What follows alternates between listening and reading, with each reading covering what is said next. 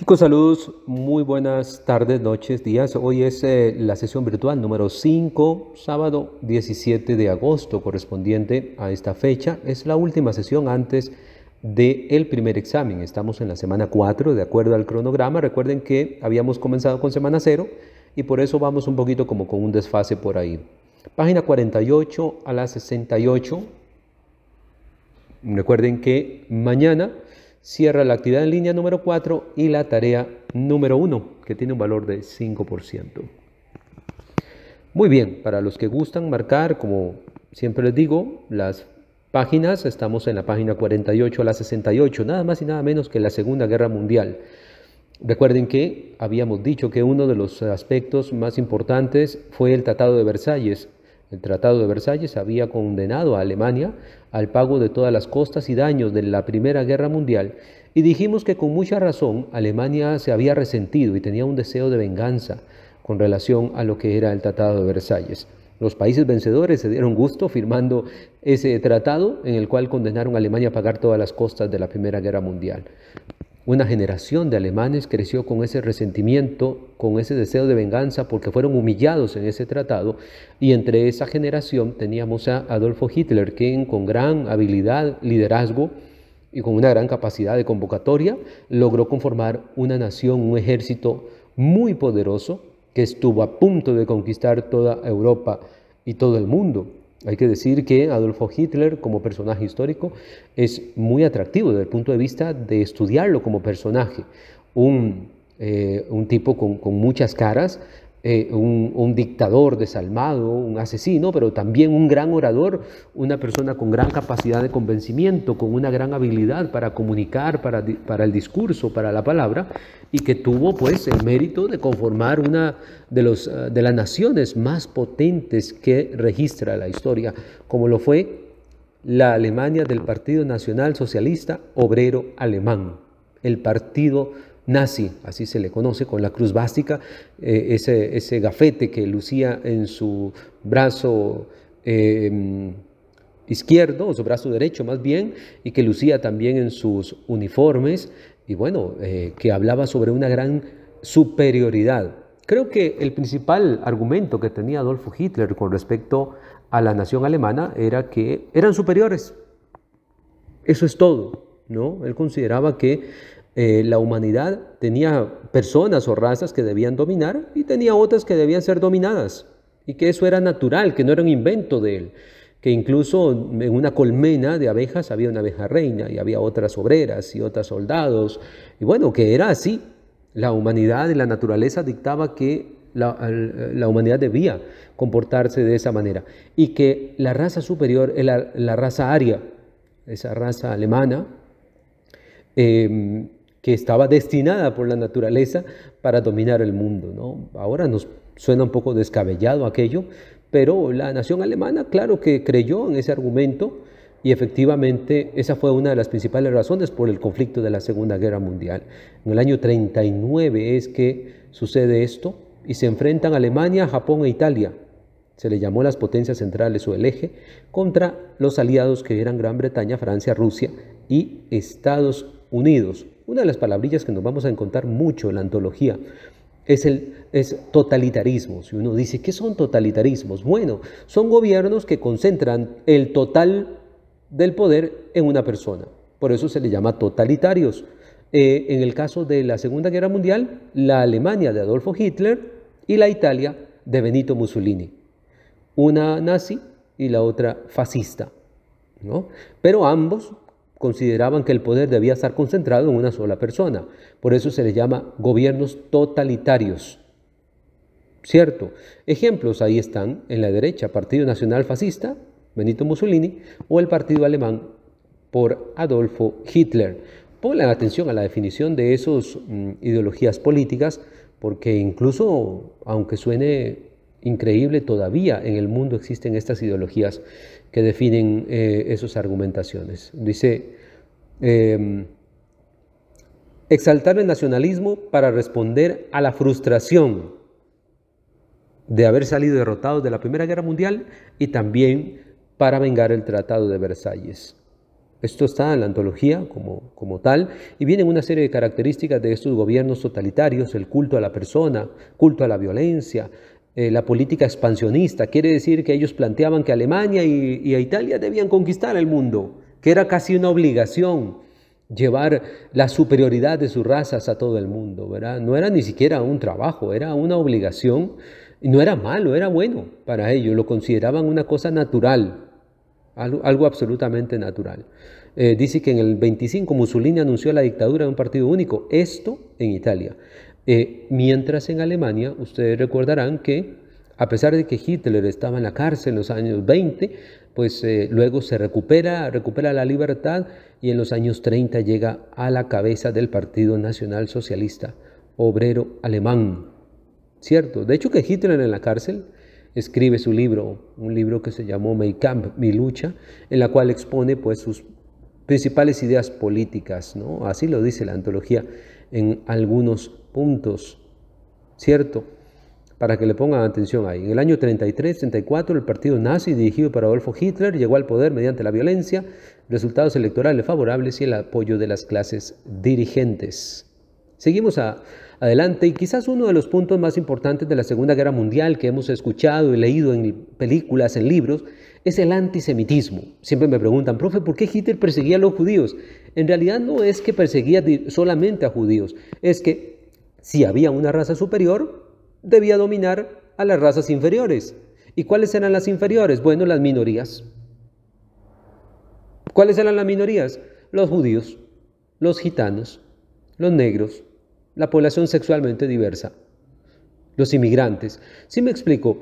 Tenía que ver con el sentimiento de que ellos eran superiores y debían perseguir a todo lo que no era superior y dominarlo y someterlo. Por eso los judíos fueron perseguidos, encarcelados, encerrados en campos de concentración y pues aniquilados en una gran cantidad. Algo evidentemente salvaje, una cosa brutal. Hemos visto muchas imágenes de estas que ustedes están viendo en pantalla, de judíos, digamos, apresados en campos de concentración que estaban distribuidos en muchas ciudades y países de Europa. Todavía hoy existen muchos campos de concentración, evidentemente como sitios para recordar y hacer énfasis en que aquello no se repita más. Quizás una de las historias más conocidas de esto es el diario de Ana Frank, que se ha hablado mucho sobre si ella lo escribió o no, pero más allá de eso, cuenta la historia de una familia que tuvo que esconderse en un sótano porque su país fue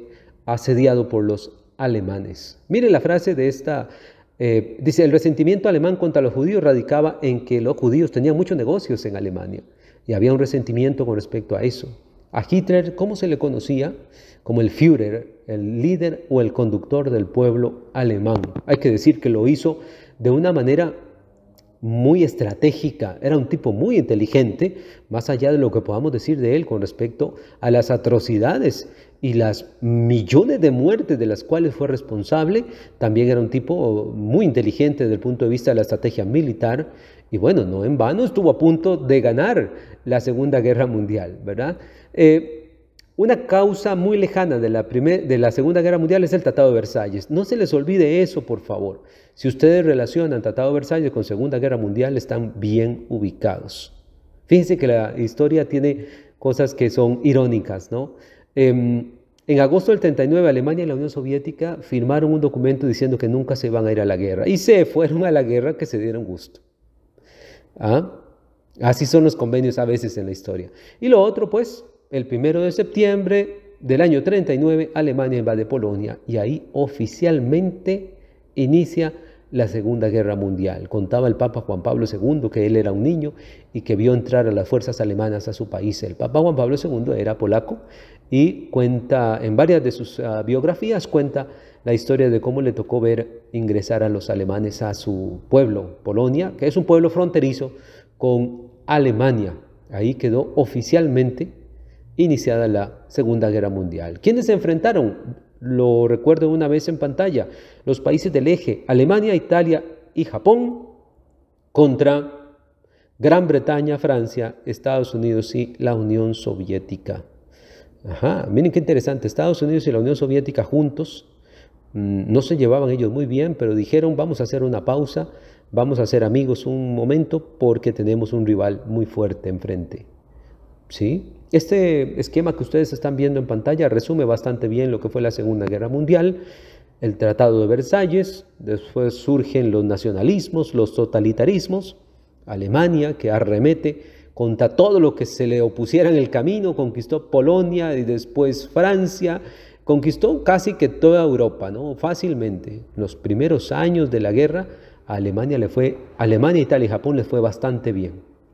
Ganaron 39, ganaron en 1940, en el 41, en el 42, hasta que en el 43 Estados Unidos se mete en la pelea y eso empezó a inclinar la balanza en favor de los aliados y en contra de los alemanes.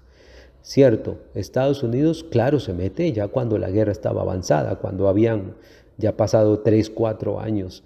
Aunque hay que decir que el país que más se sacrificó para que Alemania saliera derrotada fue la Unión Soviética.